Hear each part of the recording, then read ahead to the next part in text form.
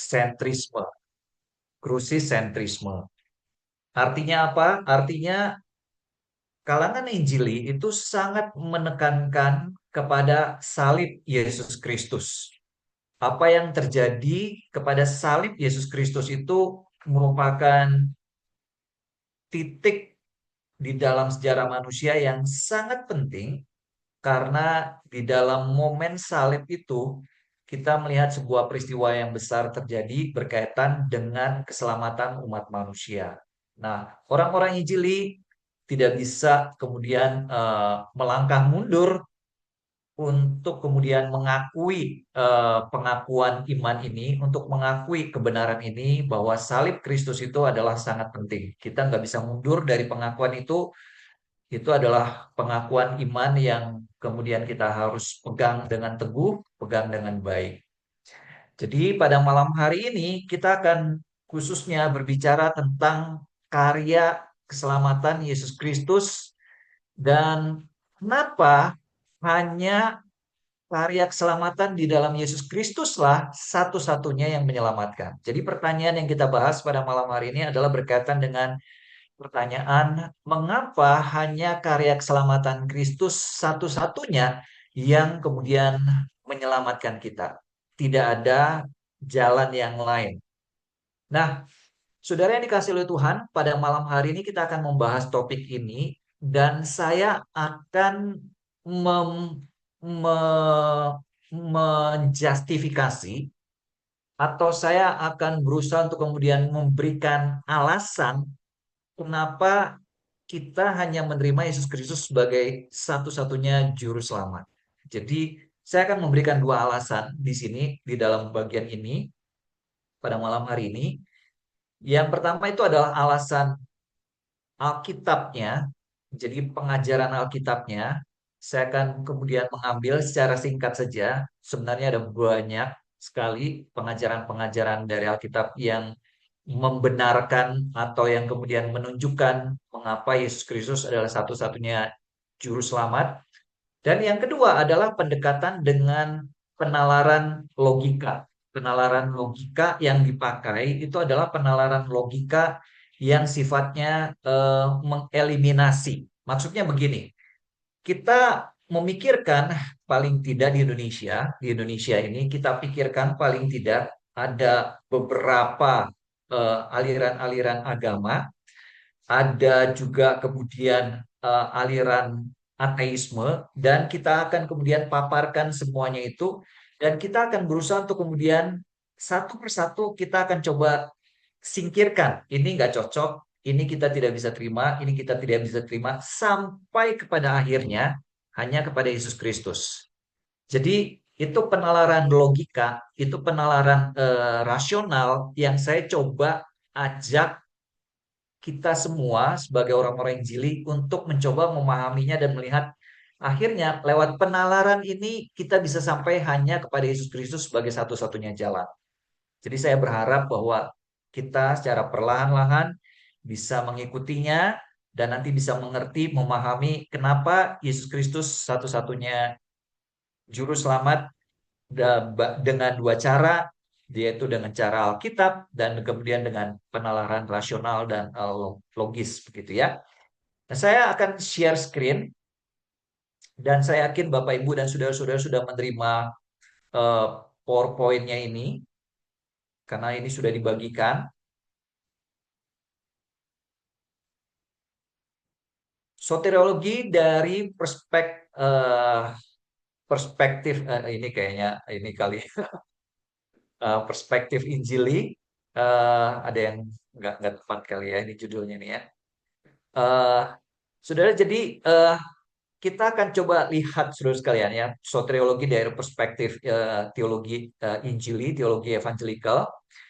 Nah, saudara, yang pertama saudara sekalian, kita akan melihat dari dasar Alkitabnya dulu sebelum masuk ke dalam penalaran logikanya nanti. Saudara, kita melihat bahwa kita menerima Yesus Kristus sebagai satu-satunya juru selamat itu bukan karena kita mau seperti itu. Nah, seringkali orang-orang Injili itu dituduh sebagai orang-orang yang sombong karena berani mengklaim bahwa kekristenan atau Yesus Kristus itu adalah satu-satunya jalan. Dan klaim seperti itu pada zaman sekarang ini dianggap terlalu berani dan terlalu sombong. Sehingga kemudian orang-orang mengatakan bahwa mengklaim bahwa Yesus Kristus satu-satunya jalan itu terlalu sombong karena tidak melihat ada banyak ajaran-ajaran yang lain di sana, ada banyak agama-agama yang lain di sana, dan hanya kemudian melihat kepada kekristenan. Jadi ada yang melihatnya seperti itu, gitu ya. Jadi kita, tapi saudara sekalian, kita membuat klaim itu bukan karena kita mau, saudara sekalian, tetapi Alkitab itu sendiri yang mengajarkannya. Alkitab itu yang kemudian memaparkannya. Tuhan Yesus sendiri, saudara sekalian, juga itu memaparkannya, saudara sekalian. Tuhan Yesus sendiri mengajarkannya, rasul-rasul juga mengajarkannya. Jadi kita hanya menerima dari Tuhan Yesus dan para rasul ini pengajaran seperti ini. Dan karena mereka mengajarkan seperti ini, maka kita sebagai murid-murid Kristus dan mendirikan pengajaran kita di atas dasar para rasul, kita mengikuti pengajaran mereka. Dan salah satu yang sangat jelas itu adalah di sini, eh, itu yang pertama itu adalah dari Yohanes 14 ayat 6 ya. Ini sangat jelas sekali, saudara sekalian. Dan ini ayat yang kemudian menjelaskan Yesus Kristus sebagai satu-satunya jalan keselamatan kepada Bapa. Saudara, ini ayat yang sangat eksklusif sekali, begitu ya. Artinya, saudara sekalian, meniadakan kemungkinan yang lain, jalan yang lain, saudara sekalian. Nah, di dalam ayat ini dikatakan demikian, kata Yesus kepadanya, "Akulah jalan dan kebenaran dan hidup. Tidak ada seorang pun yang datang kepada Bapa kalau tidak melalui aku." Nah, PB2 sudah menerjemahkannya dengan baik. Jadi Tuhan Yesus itu dikatakan, aku itu adalah jalan, kebenaran, dan hidup. Jadi ada tiga di sini. Ada tiga kemudian predikat yang kemudian dilekatkan kepada Yesus Kristus di sini. Yang pertama itu adalah jalan, kebenaran, dan hidup, saudara. Jadi di sini kita melihat yang pertama itu adalah hidup, saudara sekalian. Jadi Tuhan Yesus di sini mengklaim sebagai satu-satunya yang memberi hidup, begitu. Jadi dia itu satu-satunya, bukan salah satu dari sekian banyak yang memberikan hidup, tidak. Di sini klaimnya Tuhan Yesus, kalau dalam bahasa Yunani itu sangat kuat sekali, ego emi, itu adalah kemudian saudara sekalian satu-satunya atau sang sang hidup itu saudara di dalam bahasa Indonesia begitu ya. Nah, hidup itu artinya dia memberikan hidup kekal kepada mereka yang mati secara rohani, artinya mereka yang terpisah dari Tuhan dan kemudian ada di bawah murka Allah, dan kemudian pada waktu mati nanti mereka akan mengalami kematian kekal, tetapi kemudian Tuhan Yesus di sini dikatakan menjanjikan memberikan hidup yang kekal kepada mereka, saudara. Nah, yang kedua itu adalah kebenaran. Di sini dia katakan dia adalah kebenaran. Nah, kebenaran itu dalam pengertian bahwa dia itu yang menunjukkan seperti apa Allah itu sepenuhnya. Dia itu adalah kebenaran karena apa yang dia sampaikan, apa yang dia ajarkan itu adalah kebenaran itu sendiri. Sehingga pada waktu dia mengajarkan tentang Bapa, dia mengajarkan tentang jalan keselamatan dan sebagainya, semuanya itu adalah benar. Karena apa yang diajarkan oleh Tuhan Yesus itu sendiri adalah benar dan dia sendiri merupakan perwujudan daripada kebenaran itu karena dia adalah Allah yang berinkarnasi itu. Jadi dia adalah kebenaran itu sendiri, saudara sekalian, yang kemudian menyatakan apa yang benar itu. Kemudian dia adalah jalan. Jadi di sini dia adalah jalan, artinya dia adalah jalan menuju rumah Bapa di sorga. Dan ada tambahan frase di sini. Kalau saudara perhatikan di dalam 14 ayat 6b ini, tidak ada seorang pun datang kepada Bapa tidak kalau tidak melalui aku. Ini sangat jelas sekali ayat ini. Ini adalah sebuah negasi, negasi terhadap yang lain, saudara sekalian. Negasi terhadap yang lain yang hanya mau menunjukkan bahwa hanya melalui dia, orang itu bisa sampai kepada Bapa. Tidak ada jalan yang lain. Artinya, Kalau ada orang mengatakan bahwa ada jalan yang banyak menuju kepada Bapa, ayat ini menyangkal itu. Ayat ini menolak itu. Karena di sini dikatakan tidak ada seorang pun yang datang kepada Bapa kalau tidak melalui aku. Sangat jelas sekali bahwa ini hanya lewat Tuhan Yesus Kristus. Jadi di dalam ayat ini sangat jelas sekali ada negasi jalan yang lain. Ini adalah sebuah klaim eksklusif di sini ya. Jadi ada beberapa komentar terhadap ayat ini. Di sini, jika Allah di dalam Yesus Kristus telah datang di antara kita secara pribadi untuk mendamaikan dunia yang terhilang dan memberontak dengan Dia. Jadi ini jika Allah itu dalam Yesus Kristus datang, saudara sekalian, maka sudah pasti bahwa melalui Dia dan hanya Dia jalan menuju Allah. Karena Dia itu yang datang dari Allah itu sendiri, saudara sekalian. Dia itu adalah Allah itu sendiri yang di dalam Yesus Kristus datang, saudara sekalian. Jadi Dia itu sendiri yang kemudian menunjukkan seperti apa Allah itu jalan menuju kepada Allah. Dan ini disadari, saudara sekalian, oleh teolog-teolog liberal, oleh teolog-teolog progresif. Mereka menyadari ini. Sehingga apa yang mereka kerjakan adalah mereka menurunkan keilahian Yesus Kristus. Jadi teolog-teolog pluralisme seperti John Hick, Paul Nitter, dan sebagainya, itu kemudian menyadari kalau kekristenan itu didirikan oleh Allah yang berinkarnasi, maka dia adalah satu-satunya pengajaran yang benar. Dan apa yang mereka kerjakan? Untuk membuka peluang bahwa ada keselamatan di dalam agama-agama yang lain, Yesus Kristusnya yang diturunkan dari Allah yang berinkarnasi hanya sekedar menjadi seorang manusia, nabi paling banter, begitu ya. Untuk supaya apa? Membuka peluang bahwa pemimpin-pemimpin agama lain pun sama menyelamatkannya. Jadi Yesusnya yang diturunkan di situ. Nah, jadi di sini sangat jelas sekali eksklusivitas keselamatan. Maksudnya eksklusivitas keselamatan itu artinya tidak ada keselamatan di tempat-tempat yang lain, hanya ada di dalam Yesus Kristus.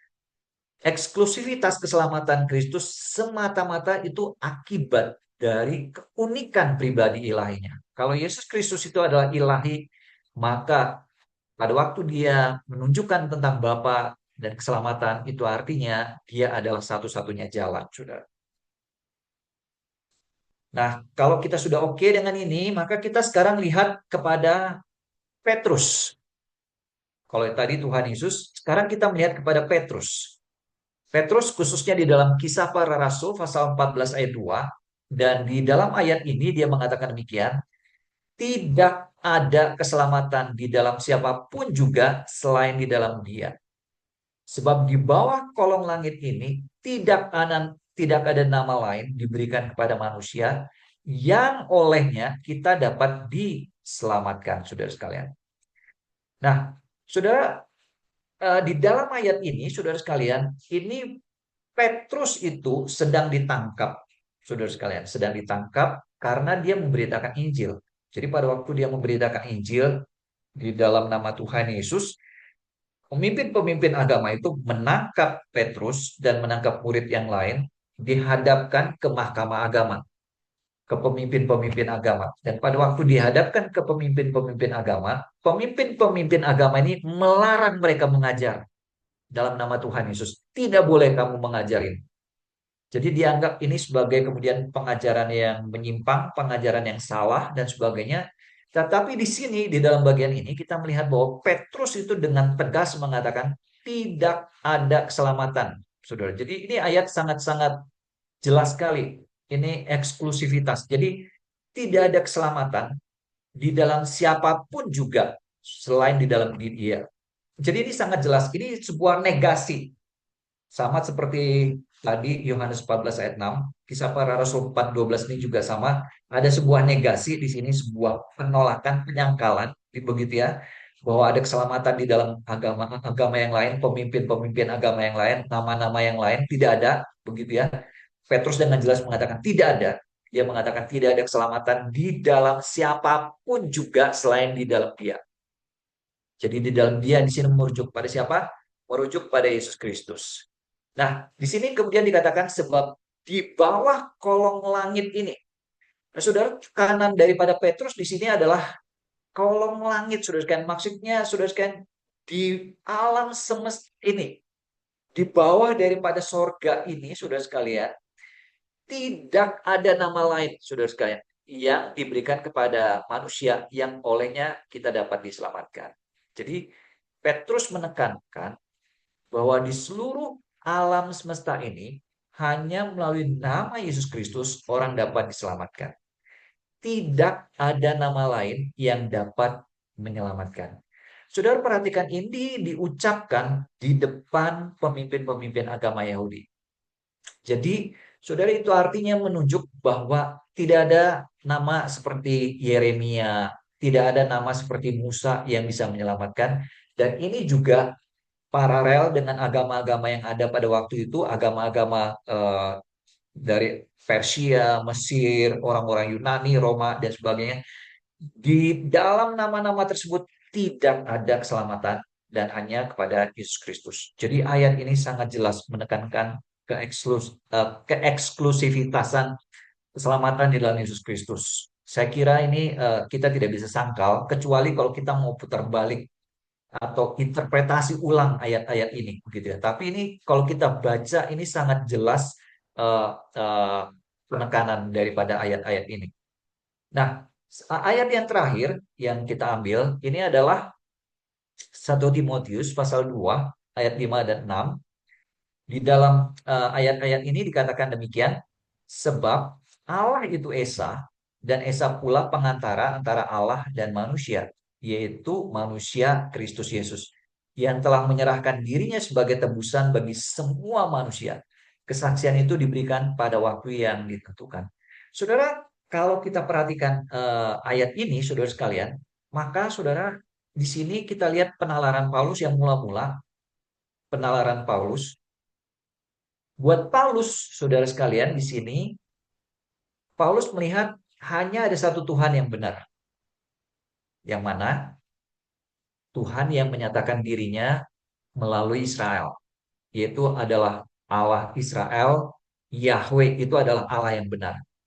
Itu buat dia sangat sangat jelas sekali, saudara sekalian. Jadi hanya ada satu Allah yang benar dan sejati.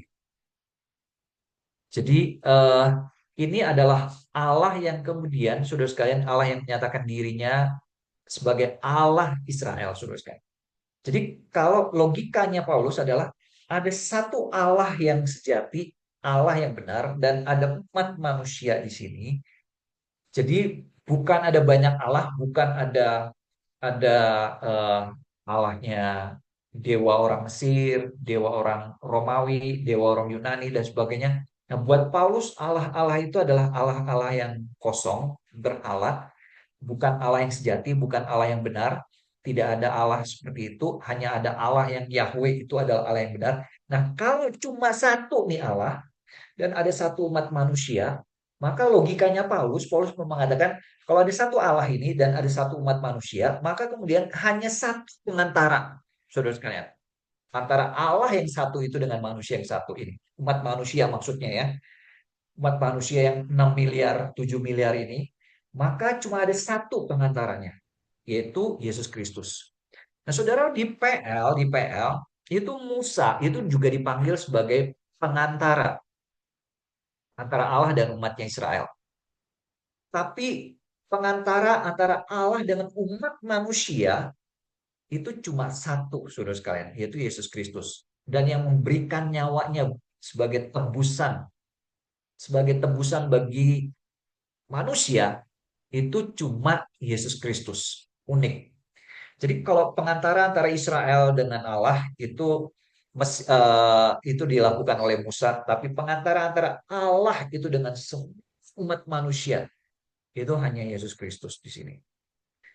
Saudara, jadi dialah yang mendamaikan Allah dengan manusia dan menyediakan diri sebagai kurban penebusan bagi manusia. Hanya satu, saudara sekalian, artinya jalan itu pengantara antara Allah dengan manusia itu, saudara sekalian. Nah, ini kita lihat bahwa pengajaran Alkitab itu sangat jelas sekali di sini menekankan keeksklusifitasan keselamatan di dalam Yesus Kristus. Itu sangat jelas sekali.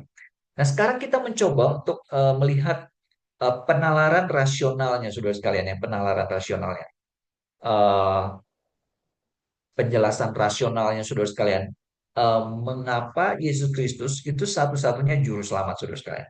Jadi saya akan coba ajak Bapak Ibu, saudara-saudara dengan pelan-pelan, begitu ya, saudara sekalian, pelan-pelan untuk mencoba menalarnya dan nanti akhirnya sampai kepada penebusan Yesus Kristus sebagai satu-satunya jalan ya.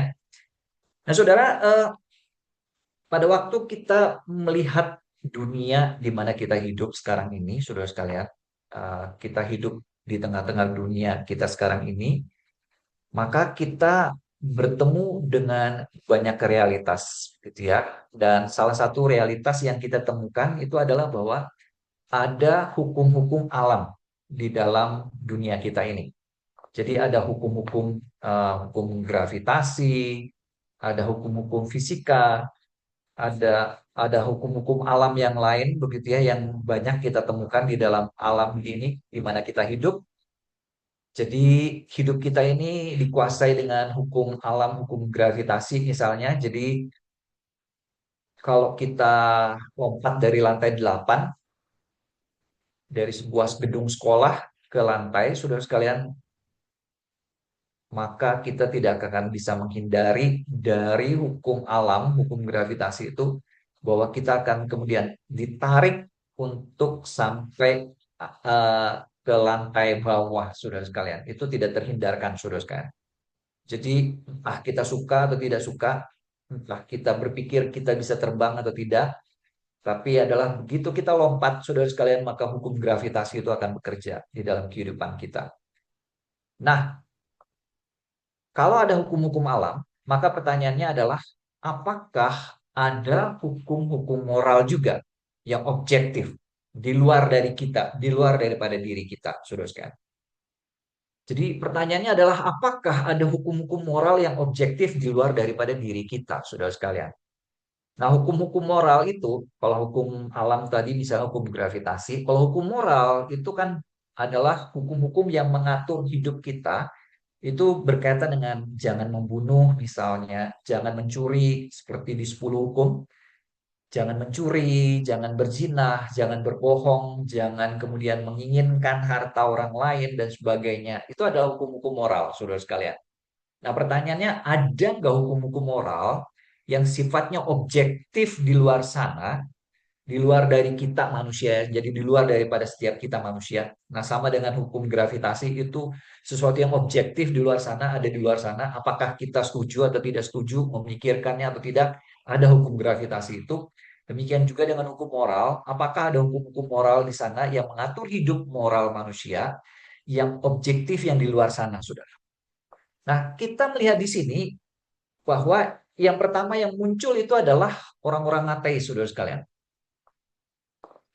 Buat orang-orang ateis, karena mereka menolak Allah itu nggak ada. Allah itu tidak ada sama sekali di dalam dunia ini. Allah itu cuma pikiran kita semata. Nah, kalau Allah itu tidak ada, pertanyaannya hukum moral itu ada tidak? Ada atau tidak? Siapa yang buat hukum moral itu, saudara sekalian? Nah, ada orang-orang ateis mengatakan bahwa eh,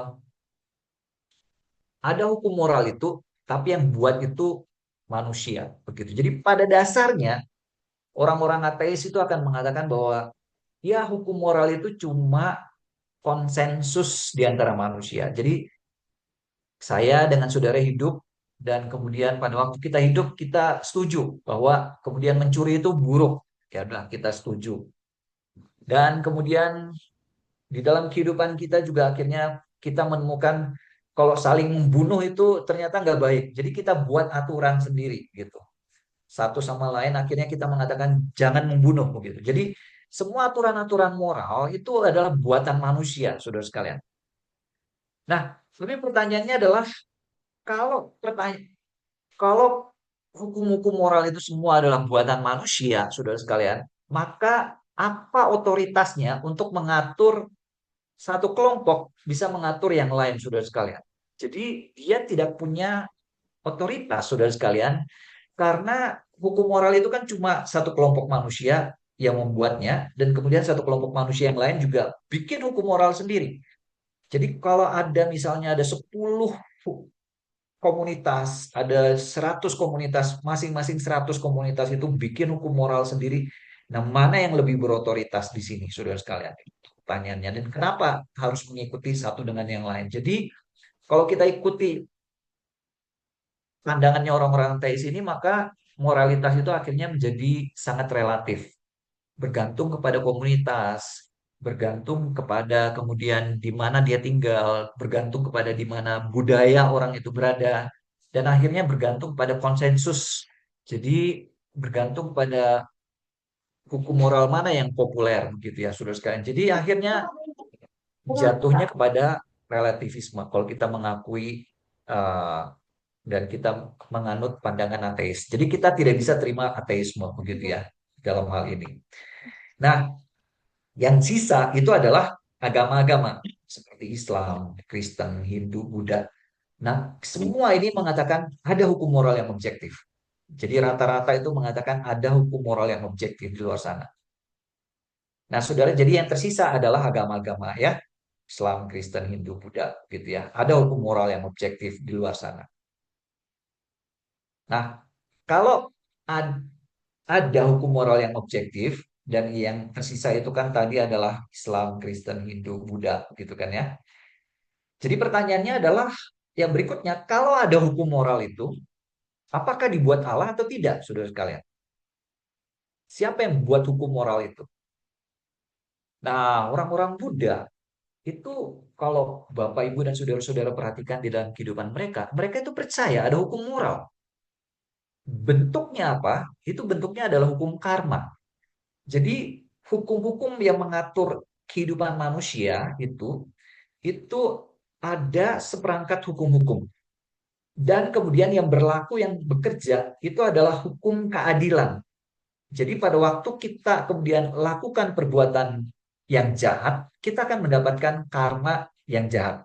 Tapi pada waktu kita lakukan perbuatan yang baik, maka kita akan dapat karma baik. Tapi mereka mengakui ada hukum moral ini yang mengatur kehidupan kita manusia ini. Dan kita harus lakukan hukum-hukum moral ini supaya kita dapat karma yang baik. Kalau kita melawan hukum moral ini, kita tidak dapat karma yang baik. Nah, saudara, tapi ini uniknya orang Buddha. Orang Buddha mengatakan yang buat itu bukan Allah, saudara. Jadi buat orang Buddha, memang alam semesta kita ini ya sudah begitu. Sudah ada seperangkat hukum-hukumnya, dan hukum-hukum karma itu sudah ada, dan kita sudah dimasukkan ke dalam dunia yang seperti itu, sehingga kita jalankan saja kehidupan seperti itu. Nah, saudara, tapi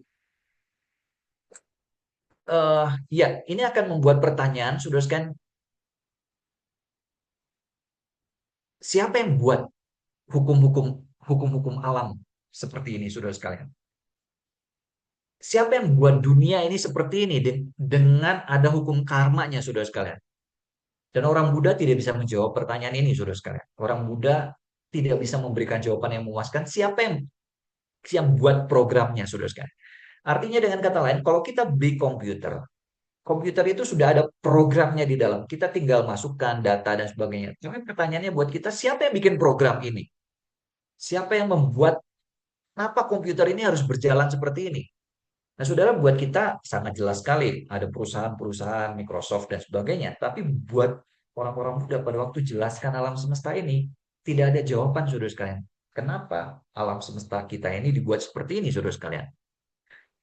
Kenapa harus ada hukum-hukum seperti ini? Bisa nggak dibuat dunia dengan hukum-hukum yang berbeda, saudara sekalian? Mengapa harus dunia ini, saudara sekalian? Jadi, ini sebuah pertanyaan yang tidak bisa dijawab oleh orang-orang Buddha, saudara sekalian. Dan kalau kita akhirnya kemudian setelah melihat bahwa Buddha ini tidak bisa memuaskan di sini, saudara sekalian, maka kita bisa lihat jawaban daripada tinggal Kristen, Islam, Hindu, saudara sekalian. Jadi ini agama-agama yang kemudian mengakui ada Allah yang personal. Nah, kalau tadi Buddha itu pada dasarnya sifatnya impersonal, jadi tidak ada Allah yang sifatnya personal yang buat alam semesta ini. Alam semesta kita ini sudah begitu aja. Nah, tapi agama-agama Kristen Islam dan Hindu mengatakan ya, ada Allah yang sifatnya personal. Yang dimaksud dengan personal di sini adalah kontras dengan yang non personal. Misalnya batu itu non personal, tidak ada pribadi di situ. Meja misalnya itu non personal, begitu ya. Kemudian juga eh, apa namanya eh, tumbuhan itu juga non personal, begitu ya. Nah, tapi yang person yang punya pribadi itu cuma manusia, malaikat dan Allah, gitu, saudara sekalian. Nah, agama-agama ini mengakui bahwa ada Allah yang maha kuasa, itu yang membuat hukum-hukum moral ini, saudara sekalian. Jadi ada Allah, Allah yang kemudian buat hukum-hukum moral ini.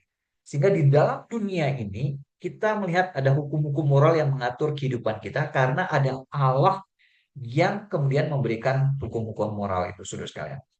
Nah, akibatnya adalah di dalam pandangan agama-agama ini, karena ada Allah yang sifatnya personal, maka pada waktu kita melanggar hukum-hukum Allah itu, maka kita kemudian melanggar hukum Allah itu, saudara sekalian, berhadapan dengan pesan dibalik daripada hukum itu, saudara. Jadi kalau misalnya kita kita misalnya sebagai suami istri, orang tua anak misalnya, kalau suami melanggar aturan yang dibuat dalam rumah tangga itu, dia bukan cuma melanggar aturan yang sifatnya yang personal, tapi dia juga berhadapan dengan istri atau suami yang sama-sama membuat aturan itu.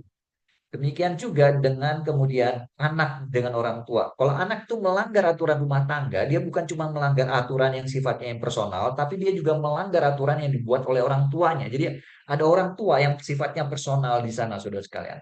Di situ ya. Jadi, saudara, di sini kalau kita mengakui bahwa ada Allah yang membuat hukum-hukum moral itu, maka pelanggaran terhadap hukum-hukum moral itu sama dengan pelanggaran terhadap hukum-hukum Allah, saudara sekalian. Nah, saudara, eh, maka pertanyaan berikutnya adalah, saudara sekalian, jika hukum moral itu ada dan dibuat oleh Allah, maka pertanyaannya adalah, apakah manusia bisa mengerjakan hukum-hukum moral Allah ini dengan sempurna? Saudara, dan ini menarik. Buddha itu percaya dengan hukum karma, saudara sekalian. Nah, tapi saudara, menurut mereka, jadi meskipun ini sifatnya yang personal, mereka percaya, saudara sekalian, bahwa dengan waktu yang cukup, dengan waktu yang cukup itu bisa jutaan tahun. Jadi orang Buddha itu percaya bahwa alam semesta ini jutaan tahun buat mereka tidak menjadi masalah. Dan kemudian dengan reinkarnasi yang cukup. Jadi kalau kita hidup sekarang 70 tahun mati begitu ya. Nanti reinkarnasi, lakukan lagi hukum-hukum itu. Nanti 80 tahun mati misalnya. Kemudian kita reinkarnasi lagi dengan reinkarnasi yang terus-menerus yang cukup nanti kita akan bisa lakukan itu sampai sempurna. Jadi dengan waktu yang tidak terbatas, berulang-ulang, maka kita mampu dengan kekuatan kita sendiri mengerjakannya, saudara sekalian. Gitu ya. Dan itu yang mereka percayai terhadap Siddhartha Gautama. Siddhartha Gautama itu sebelum dia menjadi Buddha, dia mengalami reinkarnasi yang sudah sekian lama terus-menerus sampai akhirnya pada waktu dia bereinkarnasi menjadi Siddhartha Gautama, dia mencapai dan menjadi Buddha begitu. Nah, saudara, tapi ini saudara sekalian itu akhirnya hanya mengandalkan kekuatan manusia itu sendiri, saudara sekalian, di sini. Nah, saudara, yang berikutnya, saudara sekalian, bukan cuma Buddha, tapi juga Islam, saudara sekalian. Uniknya Islam. Islam itu juga mereka percaya, saudara, bahwa manusia itu dengan kekuatannya sendiri bisa melakukan hukum-hukum moral ini, saudara sekalian. Jadi mereka merasa bahwa mereka bisa dengan kekuatannya. Jadi mereka mengakui bahwa kita itu tidak melakukan hukum-hukum itu dengan sempurna. Mereka seringkali khilaf, mereka katakan, tapi mereka dengan melakukan perbuatan-perbuatan baik yang cukup, maka itu kemudian bisa mengimbangi dosa-dosa mereka, pelanggaran mereka terhadap hukum Allah. Nah, tapi saudara, kalau saudara perhatikan di sini, kritikan yang paling utama itu adalah perbuatan baiknya ketaatan mereka terhadap hukum moral itu sifatnya selfish. Saudara bisa tangkap selfish. Maksudnya itu adalah tujuannya untuk apa? Perbuatan baik itu. Untuk menyelamatkan diri sendiri. Betul nggak? Jadi ini problemnya, saudara sekalian. Bahwa manusia itu dengan kekuatan sendiri bisa untuk kemudian mengerjakan hukum-hukum moral. Tapi hukum-hukum moral ini dikerjakan semuanya itu adalah untuk kemudian kepentingan diri supaya saya bisa bebas dari hukuman, supaya saya bisa sampai kepada sorga. Jadi kebaikan yang dikerjakan itu diwarnai dengan kepentingan pribadi, dengan kepentingan diri sendiri, untuk keselamatan diri sendiri, saudara sekalian. Jadi ini problem di sini, saudara sekalian. Dan ya, ini pertanyaan berkaitan dengan apakah manusia yang berdosa itu sanggup nggak dia dengan kekuatannya sendiri mengerjakannya, saudara sekalian. Nah, saudara, kita menyadari bahwa manusia itu nggak sanggup, saudara. Sehingga akhirnya yang terjadi adalah di dalam kalau di dalam Buddhisme itu dikasih waktu yang panjang banget. Nah, kalau di dalam Islam kan sama seperti Kristen, mati cuma satu kali. Setelah itu langsung masuk antara surga dan neraka. Nah, sehingga di dalam Islam yang seperti ini tidak ada jaminan keselamatan dengan pasti, nggak ada. Karena itu manusia dengan kekuatan sendiri berusaha untuk mencapai keselamatan. Nggak ada jaminan keselamatan. Nah, tapi saudara, ada ada juga saudara sekalian yang kemudian mengatakan kita tuh nggak sanggup. Jadi Kristen mengatakan kita nggak sanggup. Jadi Buddhisme dan sebagian Islam mengatakan kita bisa kerjakan itu. Nah, tapi Kristen, Yudaisme, dan ada Muslim, saudara sekalian, ini menurut saya minoritas, yang mengatakan tidak, saudara sekalian. Manusia tidak bisa menjalankan hukum-hukum Allah dengan sempurna. Nah, kalau manusia nggak bisa, dia akhirnya bukan berpusat pada diri sendiri, tapi berpusat kepada Allah, saudara. Jadi dia bukan lagi mengandalkan diri sendiri, kekuatan diri sendiri, bukan lagi berpusat pada diri sendiri, tapi sekarang berpusat kepada Allah, saudara sekalian. Jadi berharap kepada Allah, saudara sekalian, di sini. Nah, saudara, jadi keluar, saudara, eh, berharap kepada sesuatu di luar dia, karena dia tidak bisa menyelamatkan dirinya sendiri. Nah, saudara, pertanyaan berikutnya, jika manusia tidak sanggup, oh ini banyak salah ketik saya nih ya, begitu ya, saya nggak edit lagi, saudara. Jika manusia tidak sanggup melakukan tuntutan Allah dengan sempurna, maka apa jaminan bahwa kita itu mengalami keselamatan?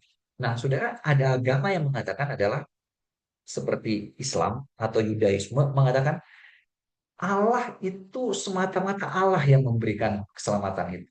Dengan cara bagaimana? Allah langsung memberikan pengampunan. Jadi Allah langsung memberikan pengampunan. Kalau kita minta pengampunan itu, kita bertobat, minta pengampunan itu, Allah langsung berikan pengampunan itu. Jadi nggak ada bicara tentang penebusan, tidak ada kurban yang dipakai dan menggantikan orang lain itu tidak ada.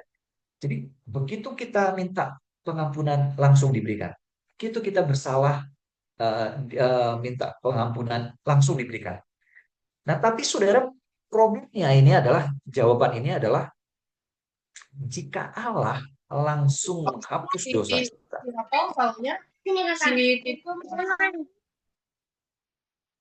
Jika Allah langsung menghapus dosa kita ketika kita memohon pengampunan, saudara, karena pelanggaran-pelanggaran kita, maka pertanyaannya adalah di mana keadilan dan kekudusan Allah?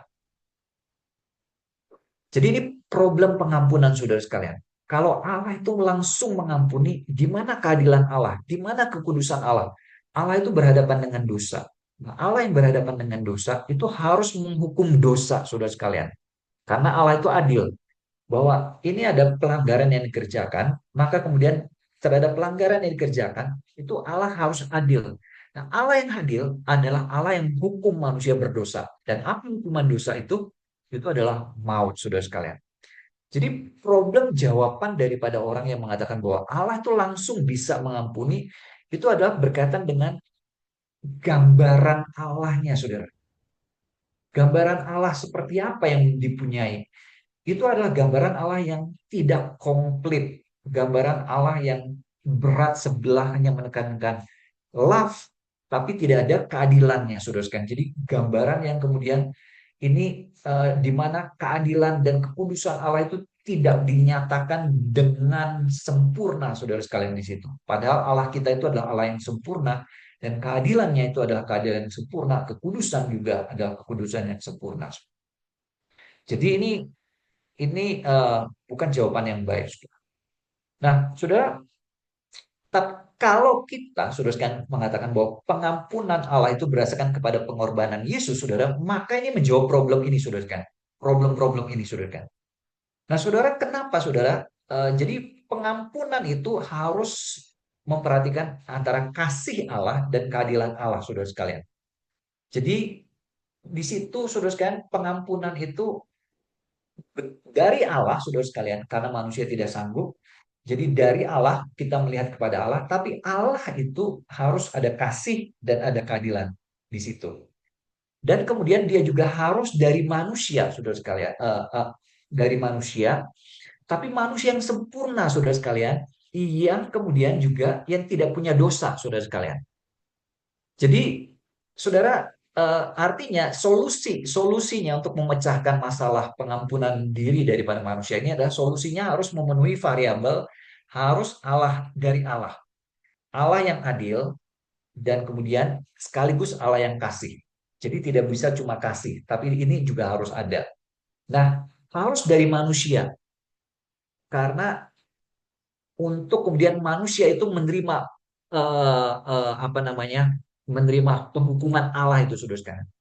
Dan kalau dia cuma menerima hukuman Allah, saudara sekalian, maka kemudian juga dia harus kemudian bukan orang yang berdosa, saudara sekalian. Supaya apa? Supaya dia bisa kemudian menggantikan manusia yang lain, saudara sekalian. Supaya apa yang dia kerjakan itu bisa kemudian ditimpakan atau diberikan kepada manusia yang lain, saudara. Jadi dia harus manusia yang tanpa dosa. Dan itu yang juga yang ditunjukkan oleh korban PL. Korban PL itu korban yang tidak bercacat, yang sempurna, begitu ya. Korban PL itu, kurban-kurban PL itu yang diberikan itu harus yang sempurna. Jadi eh, dia di sini variabel-variabelnya adalah bahwa dari Allah, tapi Allah itu juga harus kasih dan adil. Nah, dari manusia, manusia yang harus menerima penghukuman itu, tapi dia sendiri haruslah tidak berdosa, saudara sekalian. Dia tidak berdosa supaya apa? Supaya kalau dia berdosa, ya dia menerima penghukuman itu hanya untuk dirinya sendiri, begitu. Tapi kalau dia tidak berdosa, dia punya potensi untuk supaya apa yang kemudian dia terima itu bisa diberikan kepada manusia yang lain yang berdosa itu. Jadi ada variabel-variabel ini. Jadi saudara, pengampunan Allah itu berdasarkan karya Kristus memuaskan keadilan Allah. Allah itu adalah hakim alam semesta yang adil dan memberi hukum. Allah tidak dapat menyangkal dirinya sendiri. Nah, Allah juga kasih yang mau manusia berada dalam relasi damai dengan Dia. Jadi ini dua ketegangan ini harus dipelihara dengan baik. Nah, solusi juga harus dari Allah, mewakili manusia yang lain dan menerima hukuman Allah. Manusia yang mau menyelamatkan manusia yang lain harus dari luar manusia berdosa dan bersedia menerima hukuman Allah, saudara. Nah, saudara, kalau kita lihat dalam Yesus Kristus itu menunjukkan kasih Allah. Yesus Kristus juga menerima penghukuman Allah karena keadilan dan kekudusan Allah. Jadi ada ayat-ayatnya di situ. Jadi Yesus Kristus itu adalah manusia sejati yang tidak memiliki dosa dan layak mewakili manusia menerima hukuman Allah untuk manusia yang lain, saudara sekalian. Jadi kesimpulannya, saudara sekalian, dari sekian ini, dari eliminasi ini, saudara sekalian, maka akhirnya kita hanya sampai kepada Yesus Kristus yang memuaskan, saudara sekalian, eh, tuntutan-tuntutan yang eh, dituntut oleh Allah, saudara sekalian. Hanya pengorbanan Yesus Kristus yang memenuhi keadilan dan kasih Allah, mewakili manusia berdosa menerima hukuman tanpa dia sendiri berdosa, mewakili Allah karena hanya Allah yang dapat menyediakan jalan keluar dan manusia tidak dapat menyelamatkan diri sendiri. Semua ini hanya dapat terpenuhi oleh Yesus Kristus dan sebab itu hanya satu-satunya juru selamat, saudara sekalian. Nah, saudara, sebagai penutup, saudara, ada beberapa buku. Saya nggak ketemu buku dalam bahasa Indonesia, sayangnya. Eh, Buku-buku dalam bahasa Inggris, tapi ada satu yang diterjemahkan, ada dua buku saja, dan buku ini bagus banget. Jadi kalau Bapak, Ibu, dan saudara-saudara mau belajar topik ini lebih lanjut, saudara sekalian, ini buku yang bagus banget. Ini adalah bukunya Stephen Wellum. Stephen Wellum ini adalah dosen dari Southern Baptist Seminary, tempat dulu Bapak Martus Maliaki, mantan rektor saat kuliah di sana. Dan ini adalah dosen di sana, Bapak Stephen Wellum. Bukunya itu adalah Christ Alone, sayangnya belum diterjemahkan. Tapi buku bagus ini, 300 halaman. Kemudian buku yang kedua itu adalah Salib Kristus dari John Stott. Buku ini sudah diterjemahkan ke dalam bahasa Indonesia dan diterbitkan oleh penerbit Momentum. Eh, saya sempat perhatikan di kayak Tokopedia, Shopee, buku ini ada dan bagus banget buku ini. Jadi kalau Bapak Ibu mau baca lebih lanjut eh, berkaitan dengan topik ini lebih mendalam lagi, saya menyarankan dua buku ini. Oke, presentasi saya sampai di sini dulu. Mungkin ada eh, pertanyaan, ada eh, respon dulu berkaitan dengan ini. Nanti keselamatan di dalam agama-agama lain kita minggu depan saya akan coba jelaskan eh, lebih detail apa itu eksklusivisme, pluralisme, inklusivisme dengan lebih detail ya. Malam ini kita fokus ke Yesus Kristus sebagai satu-satunya juru selamat, satu-satunya jalan. Ya, Oke, Pak Andi, saudara, saya serahkan. ya, terima kasih Pak Christian ya. Ya, Pemahaman yang yang diberikan sangat ringkas, saudara ya, dan kita bisa mencernanya. Tetapi nggak hanya ringkas, saudara ya, begitu padat ya. Tetapi tidak hanya begitu padat, tetapi tepat sasaran ya. Bapak Ibu, pada kesempatan ini kita berikan kesempatan untuk tiga orang bertanya ya. Ya, saya persilakan di Bapak Ibu bisa bertanya langsung ya. Yang sesi pertama ini silakan yang bertanya langsung di kolom chat juga tampaknya ada satu pertanyaan ya. Tapi yang pertama ini silakan. Bapak Ibu, saya persilakan ada tiga orang boleh langsung bertanya. Ada? ya. Ini ada di chat room kayaknya ada satu nih ya, Oke, ya. Bapak Setio ya, Warsono. Silakan deh Pak. Christian, kita Ya, jawab saya yang baca di aja ya. kolom chat. Iya, Jadi dengan pemahaman yang demikian tentang keselamatan, maka seharusnya konsep indulgensi dan purgatorio tidak ada ya Pak Christian. Kalau pemahaman tersebut masih eksis, kira-kira apa yang mendasari secara kuat? Nah, ini pertanyaan yang baik, Bapak Ibu, saudara-saudara.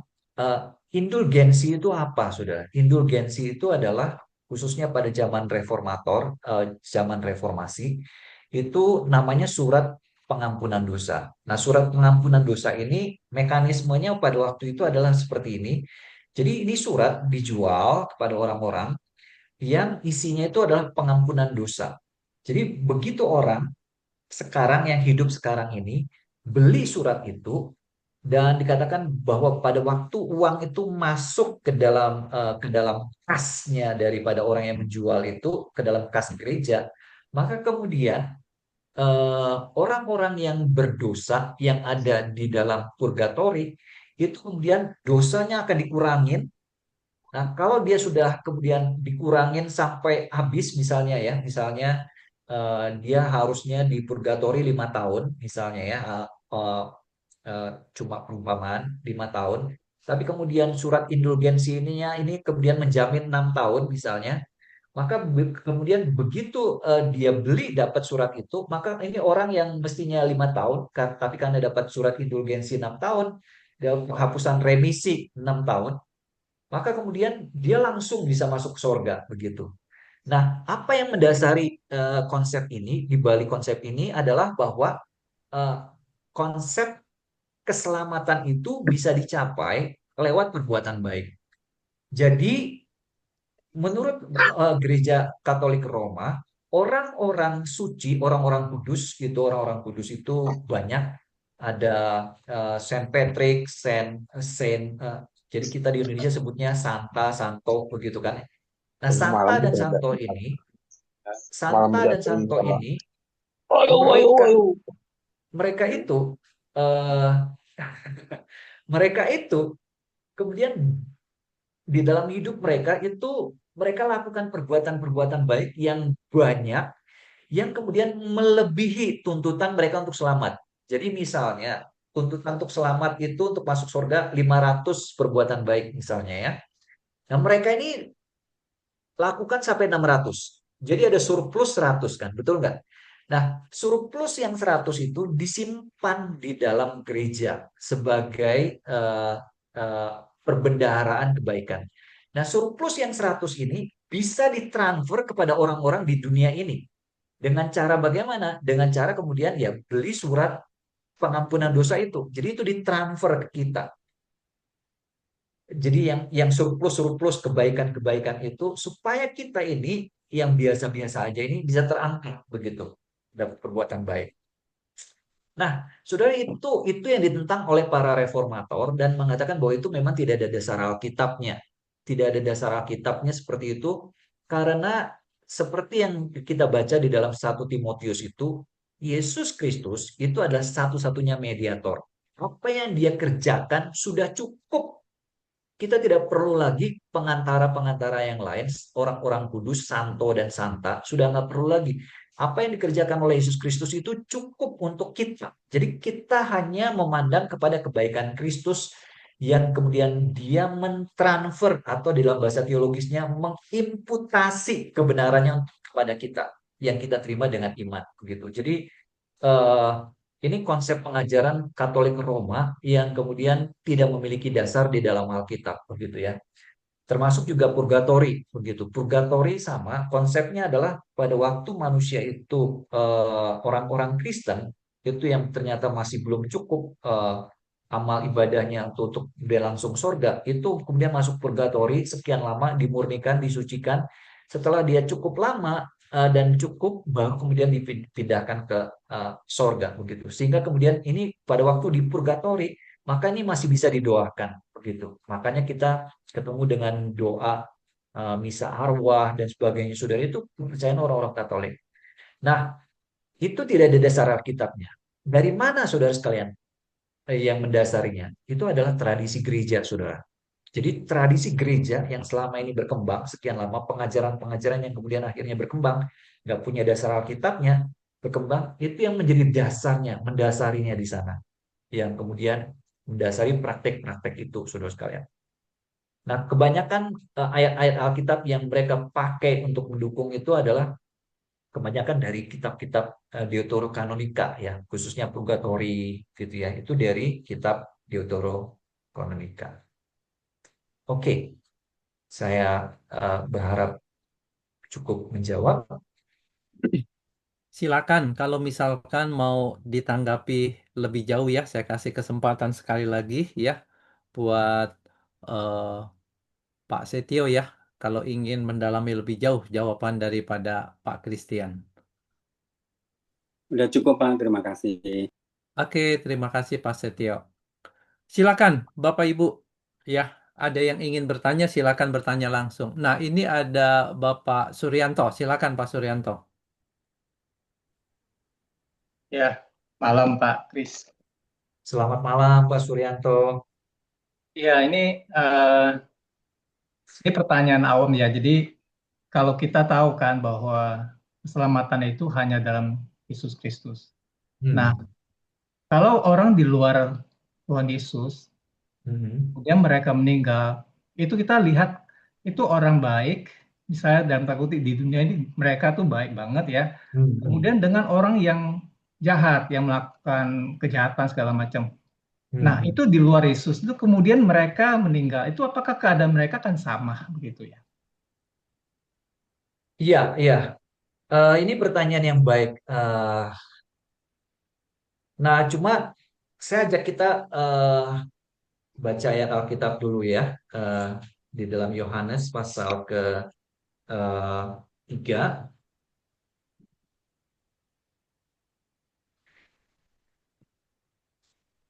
Nah, eh, di sini saya ambil contoh misalnya Yohanes pasal 3 ayat 16 ya. Ayat 16, karena begitu besar kasih Allah akan dunia ini sehingga ia telah mengaruniakan anak yang tunggal supaya setiap orang yang percaya kepadanya tidak binasa melainkan beroleh hidup yang kekal. Sebab Allah mengutus anaknya ke dalam dunia bukan untuk menghakimi dunia, melainkan supaya dunia diselamatkan melalui dia. Ayat 18, perhatikan ayat ini. Siapa yang percaya kepadanya, ia tidak akan dihukum. Siapa yang tidak percaya, ia telah berada di bawah hukuman. Sebab ia tidak percaya dalam nama anak tunggal Allah. Inilah hukuman itu, terang telah datang ke dalam dunia, tetapi manusia lebih menyukai kegelapan daripada terang, sebab perbuatan-perbuatan mereka jahat. Jadi, Pak Suryanto, kita bisa mengatakan begini bahwa di dalam Alkitab, Alkitab mengatakan bahwa yang menyelamatkan orang itu bukan perbuatan dia, bukan perbuatan baik dia, betapapun perbuatan baiknya. Yang menyelamatkan itu adalah dia iman, percaya kepada, di sini dikatakan kepada anak tunggal itu, percaya kepada dia. Roma pasal pasal 10 ayat 9 dan 10 juga mengatakan barang siapa mengaku dengan mulut dan percaya dalam hati. Jadi ada kepercayaan dan itu yang menjadi pengajaran daripada Alkitab. Jadi orang diselamatkan itu bukan karena perbuatan baik, tapi karena dia percaya, beriman kepada Tuhan Yesus Kristus sebagai Tuhan dan Juru Selamat di dalam kehidupannya. Nah, berkaitan dengan tadi, di dalam ayat 18 itu sudah sangat jelas dikatakan, eh, siapa yang tidak percaya, ia telah berada di bawah hukuman sebab ia tidak percaya dalam nama anak tunggal. Jadi dua-duanya, dua-dua orang itu, baik dia yang melakukan perbuatan baik maupun yang tidak melakukan perbuatan baik, dua-duanya di bawah hukuman. Karena apa? Karena sama dosanya mereka dua-duanya. Yaitu apa? Tidak percaya dalam nama tunggal. Jadi orang yang berbuat baik percaya kepada perbuatan baiknya, dia tidak percaya kepada Yesus Kristusnya. Orang yang berbuat jahat apalagi orang menolak Allah dan hukum-hukum moralnya begitu. Jadi dua-duanya sama-sama orang-orang yang berdosa di bawah hukuman Allah karena menolak untuk percaya kepada Allah, kepada anak Allah gitu. Jadi dua-duanya termasuk yang berbuat baik, yang tidak berbuat baik. Kalau kita perhatikan di dalam dunia ini ada orang yang bahkan sampai mau mati begitu ya, eh, demi menolong orang lain. Dan kadang-kadang kita berpikir ini orang luar biasa banget. Bahkan mungkin tidak ada orang Kristen yang kemudian mau kemudian mengorbankan nyawanya mati untuk kemudian menyelamatkan orang ini begitu kan ya. Dia mau nih, masa sih Tuhan gak perhatikan begitu ya. Tapi jalannya Tuhan begitu. Tuhan bilang kamu nggak bisa menyelamatkan dirimu dengan kebaikan, nggak bisa. Percaya. Nah orang-orang seperti ini mereka menolak untuk percaya kepada Tuhan, lebih percaya kepada kemampuan diri sendiri. Ya, gimana Pak Suryanto? Mungkin ada follow up kali ya. Ya, Pak Kris, terima Heeh. kasih penjelasannya. Cuman tambahan dari saya adalah apakah kemudian dikaitkan dengan konsep apa namanya eh, konsep ini doktrin keselamatan mengenai eh, yang jadi bahwa bahwa hanya bahwa keselamatan kan itu anugerah gitu ya. Ya, betul. Nah, jadi apakah orang misalnya yang tadi kita katakan orang baik itu Mm-mm. dia kemudian tidak menerima anugerah Allah Mm-mm. sehingga dia tidak mungkin dalam tanda kutip tidak percaya pada Tuhan Yesus karena dia Mm-mm. tidak menerima anugerah Allah dan kemudian eh, ya dia kemudian keadaannya akan jadi sama dengan orang yang tidak baik itu gitu. Ya, Eh, ya, jadi itu berarti konsep anugerah sekali lagi dong berarti ya. betul, betul Pak. Ya, jadi tidak semua, tapi kadang-kadang orang yang baik itu justru mengandalkan kebaikannya, percaya dengan kebaikannya. Masa sih Tuhan gak perhatiin kebaikan saya? Berharap dengan kebaikan saya tuh menggerakkan hati Tuhan begitu. Jadi eh, kadang tidak semua, Justru orang-orang yang baik itu justru yang sukar untuk kemudian berkata, Tuhan, aku manusia berdosa, perlu anugerahmu. Itu kadang sulitnya bukan main. Itu yang terjadi dengan perumpamaan Tuhan Yesus tentang orang Farisi dan pemungut cukai. Dua-duanya ini berdoa di hadapan Tuhan, tapi orang Farisi itu di tengah-tengah doanya, dia itu kemudian mengatakan bahwa dia bukan pemungut cukai, dia bukan orang yang berzina dan sebagainya. Dia tidak lakukan itu, dan itu benar. Apa yang dia kerjakan dan dia katakan itu benar. Dan kemudian dia juga katakan dia berpuasa berapa berapa kali seminggu begitu ya. Dan itu benar sekali yang dia kerjakan itu. Tapi Tuhan bilang orang ini pulang dengan tidak dibenarkan. Tapi ini orang yang berdosa pemungut cukai, dia cuma bilang Tuhan kasihanilah aku orang berdosa. Tuhan bilang apa? Orang ini pulang dengan sebagai orang yang dibenarkan.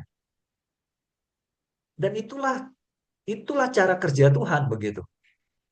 Yang kita lihat. Itulah sebabnya tadi saya mengatakan bahwa ada orang-orang yang percaya bahwa mereka dengan kekuatan mereka mampu mengerjakan hukum-hukum moral Allah itu. Ada orang yang seperti itu. Mereka percaya bahwa mereka sanggup bisa mengerjakannya.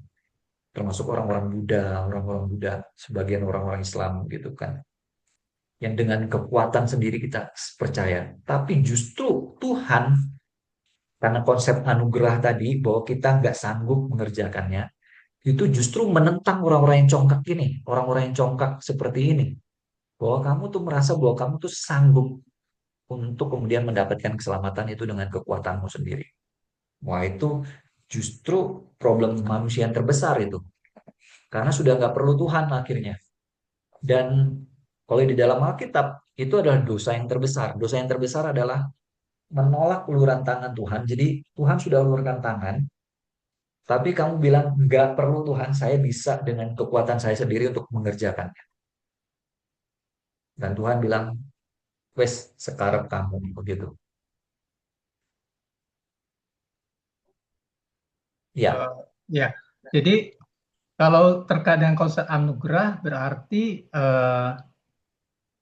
kan dalam firman dikatakan tidak seorang pun mengatakan Yesus itu Tuhan kalau tidak dianugerahkan baginya. Apakah betul, berarti betul. sebetulnya itu kan sesuatu anugerah? Jadi Hmm, kalau begitu baik orang tadi yang tidak baik, yang baik itu kalau tidak mengaku Tuhan Yesus sebagai Tuhan, itu berarti dia tidak mendapat anugerah seperti itu. betul, betul, Hmm. betul. Dan itu ada dasar Alkitabnya memang, Pak. Dari misalnya dari eh, 1 Korintus pasal 12 gitu ya, bahwa orang yang bisa mengaku Yesus Kristus Tuhan itu karena Roh Kudus yang bekerja dalam hidupnya. Dan orang Oke, yang mengaku Yesus Tuhan itu adalah orang-orang yang diselamatkan. oke, saya rasa cukup ya untuk Ya, respon pertanyaan yang kedua ya, supaya kita bisa menjawab pertanyaannya yang lain. Pak Christian ada dua pertanyaan nih di dalam kolom chat ya, saya bacakan. Yang pertama dari Bapak Hindrawan, ada orang Kristen percaya kepada Yesus Sang Juru Selamat melakukan bunuh diri. Apakah akan mengalami keselamatan? Lalu yang Ya, kedua, ini dulu kayaknya, satu dulu boleh? kayaknya. Iya, iya, iya, silakan Pak. Ah, ini pertanyaan yang baik sebenarnya. Ini pertanyaan yang baik dan pertanyaan ini jawabannya itu bergantung dengan eh, pertanyaan apakah orang-orang Kristen, ini orang-orang Kristen yang baik, orang-orang Kristen yang sudah lahir baru, orang-orang Kristen yang sudah lahir baru, bisa nggak mereka tuh lakukan bunuh diri? Jadi ini berkaitan dengan pertanyaan ini. Nah, ada orang-orang Kristen yang mengatakan bahwa orang yang sudah lahir baru, percaya Yesus Kristus sebagai Tuhan dan Juru Selamat, punya iman yang sejati, nggak mungkin bunuh diri. Sehingga orang yang bunuh diri itu bukan orang Kristen yang lahir baru. Sehingga kemudian mereka tidak bisa mendapat keselamatan. Tidak ada keselamatan buat mereka. begitu. Jadi kalau mereka bunuh diri, ya karena memang mereka bukan orang yang lahir baru begitu. Nah, tapi ada ada pandangan yang kedua. Pandangan yang kedua mengatakan begini bahwa orang Kristen yang lahir baru sudah bertobat bisa karena kemudian eh, masalah ini berkaitan dengan masalah hormon di otak dan sebagainya, kurang dopamin dan sebagainya apa begitu ya. Itu kemudian bisa akhirnya kemudian di dalam hidupnya itu kemudian merencanakan untuk bunuh diri dan dia lakukan itu. Nah, kalau kalau ini ada orang Kristen yang sudah lahir baru, percaya Yesus Kristus, dan kemudian dia bunuh diri, nah buat orang-orang yang pandangan kedua ini mengatakan bahwa tidak ada satu dosa pun yang manusia bisa lakukan yang bisa memisahkan manusia itu dari kasih Allah. Jadi meskipun dia akhirnya mengambil eh, hidupnya begitu ya, tapi karena dia adalah tetap orang yang percaya, maka kemudian dia tetap diselamatkan. Sama seperti misalnya begini, pesawat terbang di misalnya ya pesawat terbang itu pada waktu dia naik gitu kan ya, sudah di atas kemudian misalnya ini orang Kristen di dalam pesawat terbang itu. Tapi di dalam pesawat terbang itu ternyata dia misalnya dia pikirannya jorok-jorok gitu ya. Artinya dia dia berdosa benar-benar di pesawat terbang itu karena melihat misalnya perempuan di depan dia misalnya ya. Jadi dia mikirnya jorok-jorok gitu, saudara. Dan kemudian akhirnya tiba-tiba pesawatnya eh, kemudian jatuh terjun ke bawah dan pesawat itu kan paling cuma berapa menit gitu kan saudara ya. Jadi belum sempat minta ampun, belum sempat bertobat gitu, udah kemudian pesawatnya langsung jatuh nabrak ke dasar laut, dan kemudian semua orang di dalamnya tuh mati, tidak ada bentuknya lagi di situ. Dan eh, nah kalau kalau buat kita orang yang sudah diselamatkan, ya meskipun dia waktu itu dia mikirnya jorok-jorok sedang berbuat dosa, belum belum sempat minta ampun sama Tuhan, tapi buat kita itu selamat begitu. Nah, jadi ada dua pandangan di sini dengan kata lain Pak Hendrawan di sini. Nah, saya pribadi cenderung yang kedua begitu. Cenderung yang kedua maksudnya itu bahwa saya melihat orang-orang yang sungguh-sungguh percaya Tuhan Yesus, entah karena masalah di otaknya kurang hormon apa-apa begitu ya. eh, Dia bisa kemudian memikirkan hal-hal eh, yang mencelakai dirinya sendiri begitu. Kan kalau orang yang Parkinson misalnya ya, Alzheimer misalnya, dia kadang bisa lupa diri gitu ya. Bisa, dia nggak kenal suami, mungkin dia juga nggak kenal Tuhan, tapi kita tetap percaya bahwa Tuhan tetap masih ingat dia gitu, tetap melihat dia. Komitmen yang pernah dia ambil, itu Tuhan tetap lihat. Jadi eh, saya cenderung pandangan yang kedua, Pak, Pak, eh, siapa nih, Pak Hendrawan ya. Ya, terima kasih penjelasannya. Ini dialami oleh keluarga saya sendiri ya. Adik saya Oke. juga karena ada tekanan hidup, mungkin dia nggak sanggup, Hmm. akhirnya dia Hmm. melakukan bunuh diri. Hmm. Ya, Hmm. terima kasih penjelasannya. Ya, ya. Thank you, Pak.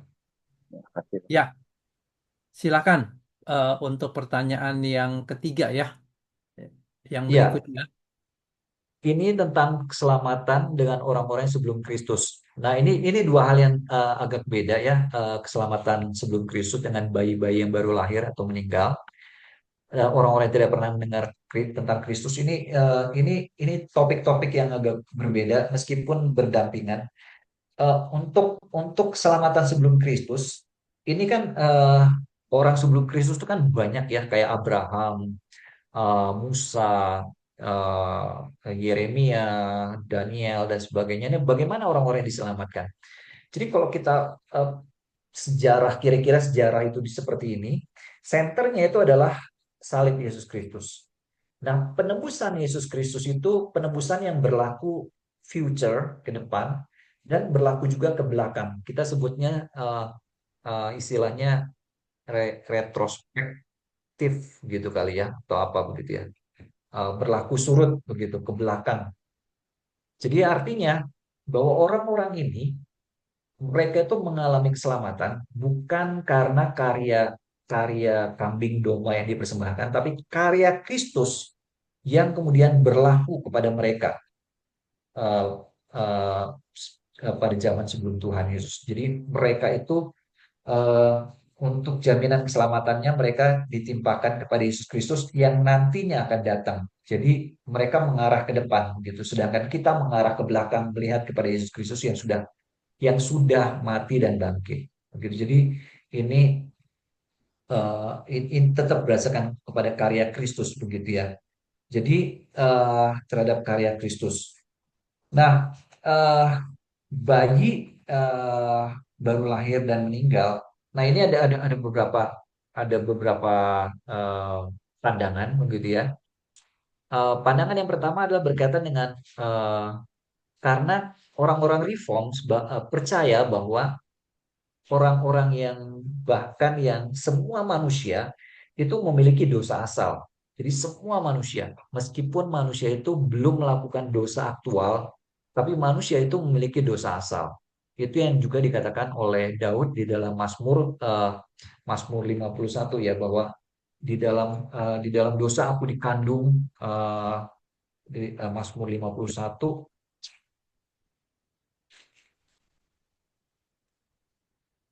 Ya, 51 ayat 7, sesungguhnya dalam kesalahan aku dilahirkan, dalam dosa aku dikandung ibuku. Jadi kita mengakui bahwa ada dosa asal di dalam hidup kita. Nah, buat orang-orang reform, jadi ada yang sebagian mengatakan bahwa eh, orang-orang yang dipredestinasi, jadi meskipun masih bayi, orang-orang yang dipredestinasi ini pasti akan mengalami keselamatan.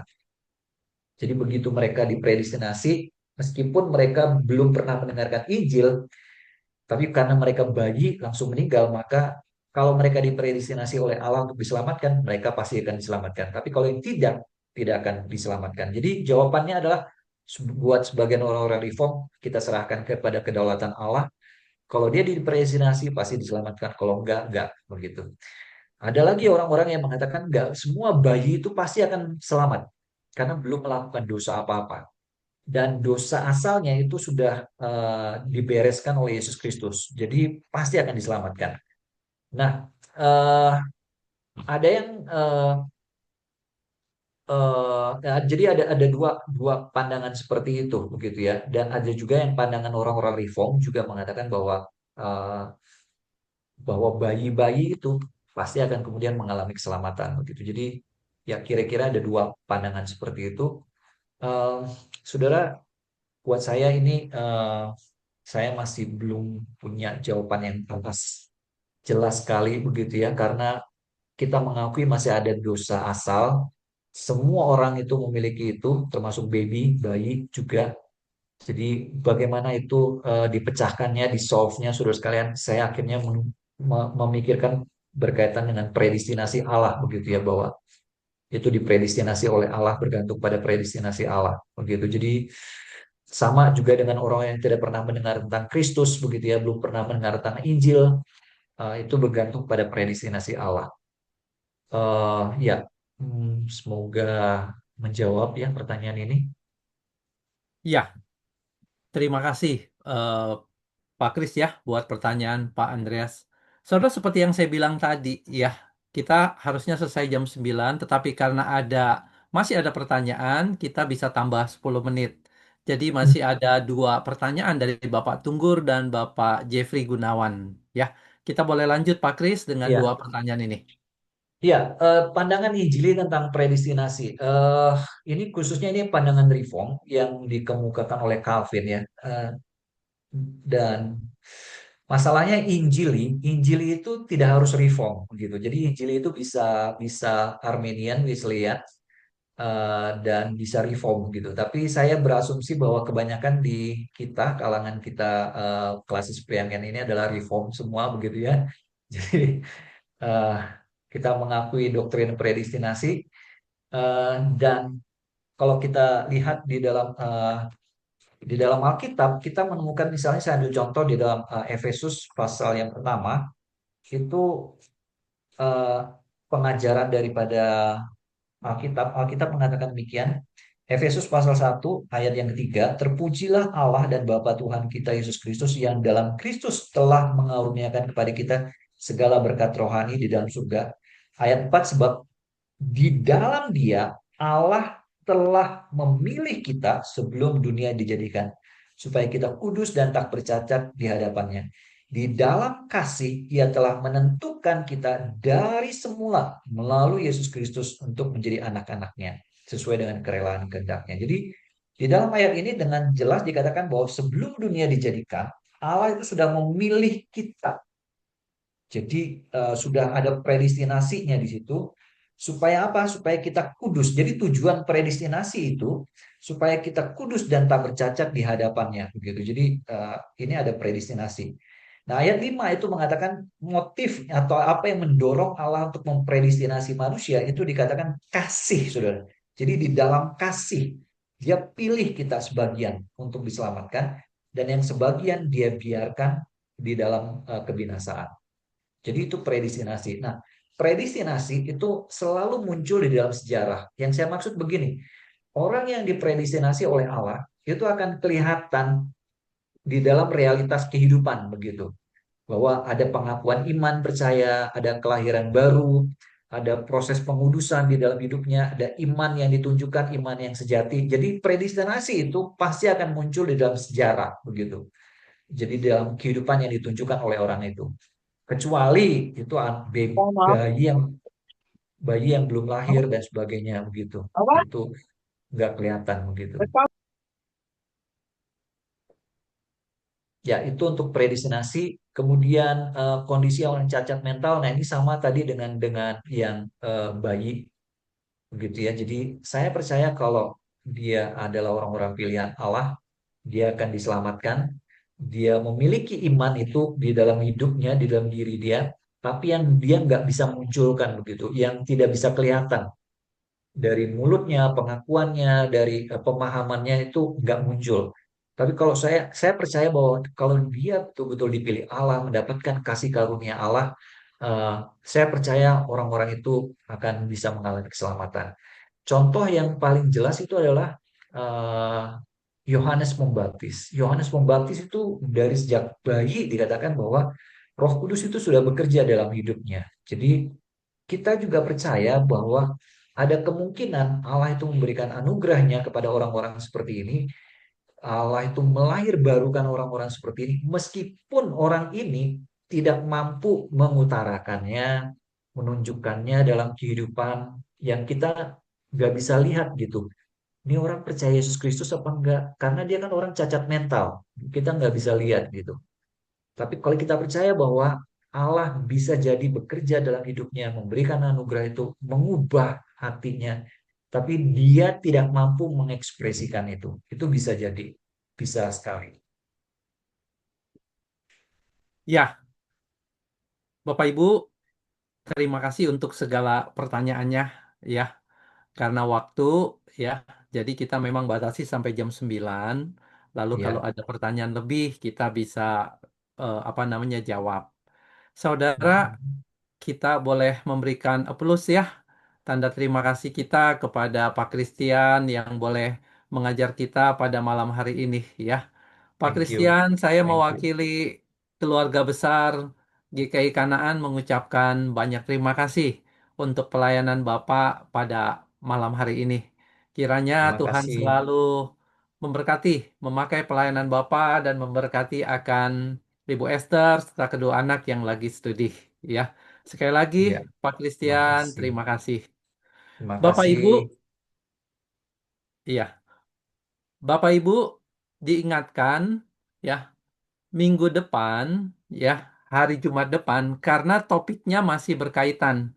Jadi bidang pembinaan klasis periangan minggu depan kita adakan bina teologi dasar untuk majelis dan aktivis. Nah, Ya, topiknya masih berkaitan dengan ini. Ya, ya. saya share screen sebentar ya, saudara ya. Ada nggak keselamatan dalam agama lain gitu ya? Ada Iya. kebenaran. Nah, saudara, topik kita minggu depan adalah menggambarkan 3 posisi teologis tentang keselamatan dalam kaitannya dengan agama-agama. Ya, Ya. jadi eh, topik ini yang kita akan bahas minggu depan. Jadi diharapkan Bapak Ibu ya kita boleh melanjutkan eh, pembelajaran ini. Ya, sebelum tutup nih ada Ibu Deborah mengangkat tangan, raise hand. Boleh Bu, mau bicara apa? Silakan. Ada? Mencet Oke, kayaknya. iya mungkin mungkin kepencet ya. Jadi Bapak Ibu diharapkan minggu depan kita boleh berkumpul bersama-sama. Ya, beberapa hari sebelumnya kita sudah membagikan PPT-nya, slide khotbahnya dengan tujuan adalah Bapak Ibu bisa baca dulu. Ya, jadi ketika disampaikan presentasi oleh Pak Christian, kita lebih menangkap dan kalau ada pertanyaan-pertanyaan bisa disiapkan terlebih dahulu. Saudara, kita akan tutup dalam doa. Setelah doa, jangan keluar dulu ya, kita foto bersama. Minta Pak Surya